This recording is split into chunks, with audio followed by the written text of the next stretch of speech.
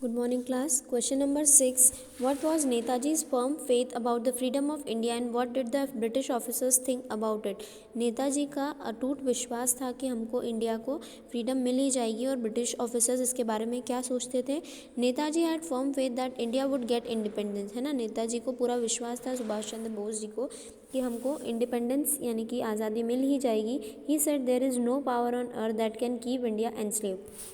उन्होंने कहा था कि धरती पर ऐसी कोई भी शक्ति नहीं है जो भारत को अब और गुलाम बनाकर रख सके. India shall be free and before long, और इंडिया अब बहुत जल्दी से फ्री हो जाएगा. The British officers used to mock at the statement, और सभी ब्रिटिश के जो ऑफिसर्स थे इस चीज़ पे क्या मजाक उड़ाते थे. मॉक मतलब मजाक उड़ाना. They thought that it was illusionary and face saving device, और वो ये कहते थे ब्रिटिशर्स कि इल्यूजनरी यानी कि इमेजिनेशन है इंडिया का, सिर्फ झूठी इनको आशा है कि इंडिया फ्री हो जाएगा, बल्कि ऐसा कुछ भी नहीं होगा. फेस सेविंग डिवाइस मतलब मुंह छुपाने का एक तरीका है. How did the high spirits of INA bring a change in minds and actions of Indian soldier in the British forces. और INA इंडियन नेशनल आर्मी के जो हाई स्पिरिट्स थे यानी कि जो अटूट उनका विश्वास था, उन्होंने इंडियन सोल्जर्स को उनका एक्शन से कैसे चेंज किया, इंडियन सोल्जर्स के माइंड को कैसे चेंज किया.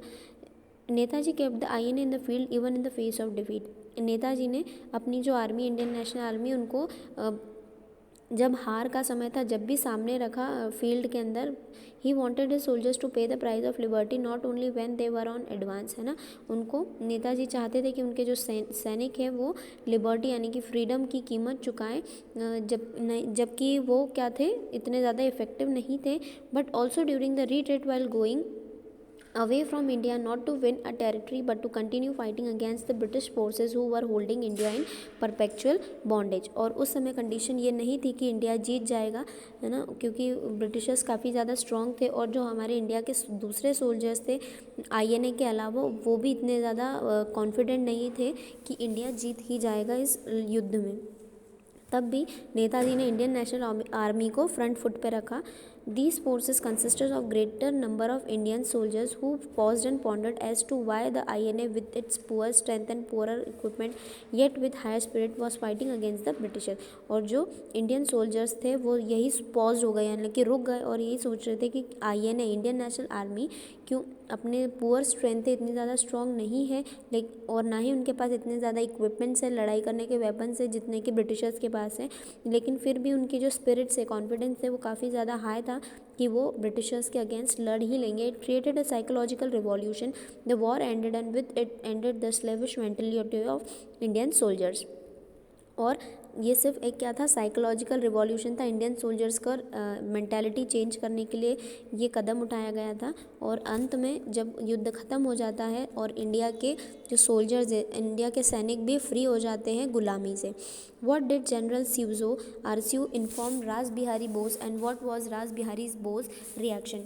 जनरल सिवजो आरसीयू ने क्या इन्फॉर्म किया था रास बिहारी बोस जी को और उनका क्या रिएक्शन था. During the INA crisis once general Seizo Arisue who was second in command of the Japanese imperial army general staff invited Ras Bihari Bose in order to know his mind about Netaji's coming, है ना. जो जनरल सिवजो है वो Japan imperial army के क्या थे, general थे, है ना. और उन्होंने किसको बुलाया था, रास बिहारी बोस जी को इंडिया से बुलाया था ताकि वो कुछ बात कर सके. तब रास बिहारी बोस जी ने जनरल सिवजो से पूछा कि वो नेताजी के आने के बारे में क्या सोचते हैं, अगर नेताजी जापान में आएंगे तब सभी लोगों के क्या थॉट्स है. He asked mister Bose discreetly that whatever Netaji was desirous of coming over there and he wondered how mister Bose would treat him. Mister Bose, the old revolutionary, quietly and replied that Netaji was a born leader and he would of course he be quite pleased to ask him to take over from him. ठीक है. तब उन्होंने कहा कि नेताजी अगर हमारे यहाँ पर आएंगे तो हमें बहुत खुशी होगी और उनके जैसा कोई भी नहीं है, क्योंकि वो क्या है, बॉर्न लीडर है, कि वो जन्म से ही लीडर की तरह बॉर्न हुए हैं और सब पर उन्होंने काफ़ी अच्छी तरीके से सबको संभाला हुआ है. ठीक है. हम नेक्स्ट वीडियो में लॉन्ग आंसर्स के ऊपर वीडियो बनाएंगे.